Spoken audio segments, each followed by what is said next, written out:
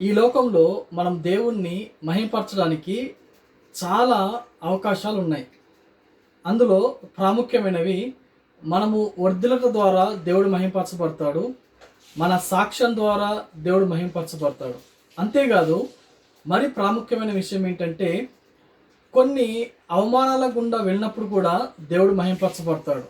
అది ఎలా అంటే మరియమ్మ తల్లి గారు అవమానాలకి తను తాను అప్పగించుకుంది కాబట్టే పరలోకం నుండి దేవుని కుమారుడైన యేసయ్య ఈ భూలోకానికి రాగలిగాడు.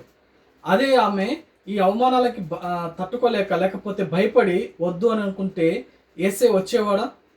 అదేవిధంగా మన జీవితంలో దేవుడు మహింపరచబడడానికి దేవుడు దేన్నైనా మనల్ని వాడుకుంటాడు. కొన్నిసార్లు మనల్ని అవమానాలకి అప్పగించడం ద్వారా దేవుడు మహింపరచబడతాడు. మనల్ని చూసిన చాలామంది అరే వీళ్ళు అవమానపరిచినప్పుడు దేవుడు వీళ్ళని ఏ విధంగా ఘనపరిచాడో చూసినప్పుడు తప్పకుండా దేవుడు మహింపరచబడతాడు.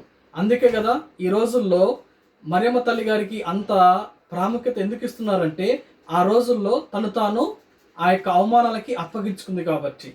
సో ఈ యొక్క క్రిస్మస్ దినాల్లో ఈ యొక్క విషయం తెలుసుకొని మనం దేవుని మహింపరచగలిగితే నిజమైన క్రిస్మస్ మన హృదయంలో మన యొక్క కుటుంబంలో ఉంటుంది.